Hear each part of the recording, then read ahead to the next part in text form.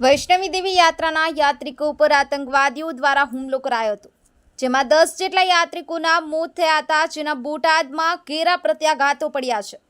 બોટાદ વીએસપી દ્વારા શહેરના દીનદયાળ ચોક ખાતે આતંકવાદીના પુતળા દહનનું કરી પાકિસ્તાન હાય હાયના સૂત્રોચ્ચાર કરી વીએસપીના કાર્યકરો દ્વારા વિરોધ પ્રદર્શન કરાયું હતું।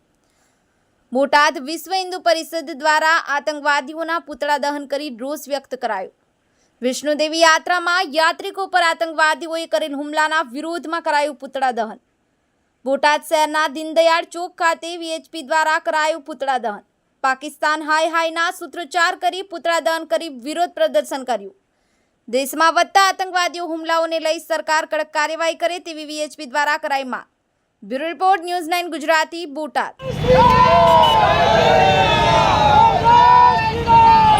जय श्री राम। मारू नाम मोहनभाई माली से। विश्व हिंदू परिषद प्रखंड अध्यक्ष तरीके मारी जवाबदारी है। मोहनभाई पाकिस्तान मुर्दाबाद साथे पुतला दहन शू कारण शू कहेशो केम रोष आटलो? જ્યારે વૈષ્ણોદેવી યાત્રામાં તો કે આપણે હિન્દુ સમાજની કોઈ પણ યાત્રા હોય, આ પાકિસ્તાની જેહાદીઓ આતંકવાદીઓ કાયમ ટાર્ગેટ બનાવી રહ્યા છે।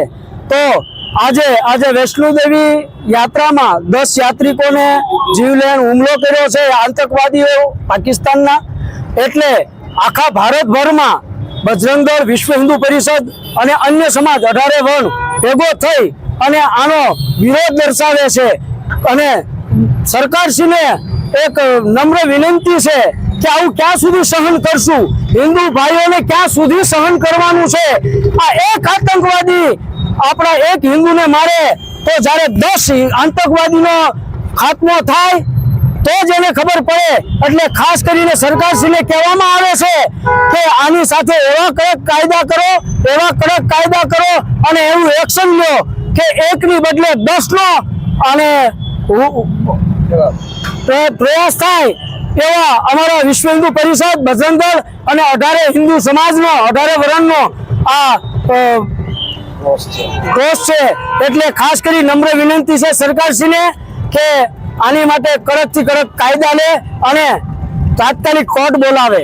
જય શ્રી રામ। જ્યારે ઘટનાઓ ઘટે છે ત્યારે ચોક્કસથી આતંકવાદી સામે હિન્દુ સંગઠનો આવે છે અને રોષ વ્યક્ત કરે છે, વિરોધ પ્રદર્શન પણ કરે છે, પણ આ ઘટના બંધ નથી થતી। બંધ થાય તેના માટે ખરેખર શું થવું જોઈએ, શું કરવું જોઈએ? ખરેખર તો સરકારને પણ થોડુંક જાગૃત થવાની જરૂર છે, કારણ કે જ્યારે અત્યારની સરકાર નરેન્દ્રભાઈ મોદી આ ત્રીજી વખતે જ્યારે શપથ લેશે એ જ સમયે આ આતંકવાદીએ હુમલો કર્યો છે, પાકિસ્તાનીઓએ હુમલો કર્યો છે।